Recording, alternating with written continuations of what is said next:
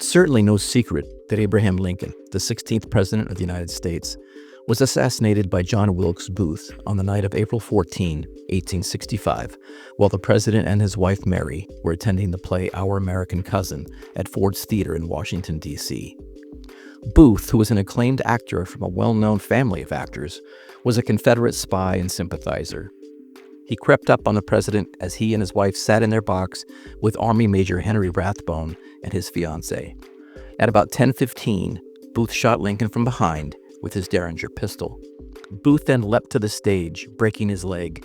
By most accounts, he shouted, "Sic semper tyrannis," or "thus always to tyrants," before escaping the theater. It was one of the darkest days in American history. Most people don't know, however, how close President Lincoln's eldest son, Robert, came to dying a year and a half earlier when he slipped from a train station platform in Jersey City, New Jersey. Robert, 20 years old at the time, was hanging between the platform and the train as it began to pull out of the station late into the night. In a 1909 letter to the editor of the Century magazine, before he could fall under the train, his coat collar was vigorously seized, and I was quickly pulled up and out to secure footing on the platform.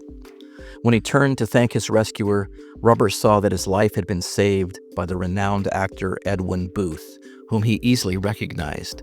Yes, Edwin Booth, the elder brother of John Wilkes Booth.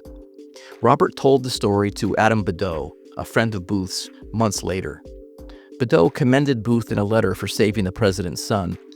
Booth had no idea he had done so, as he did not know Robert at all. Edwin Booth later said that after his brother assassinated President Lincoln, knowing that he himself had saved the president's son gave him some measure of comfort. Robert Lincoln's life was filled with eerie coincidences. When he was serving as U.S. Secretary of War, he was an eyewitness to the assassination of James Garfield on July 2, 1881, when Charles Guiteau shot the 20th president at, of all places, a railroad station.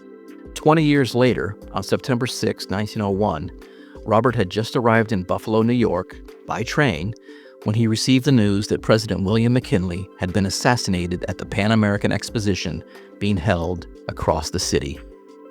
Truth is stranger than fiction.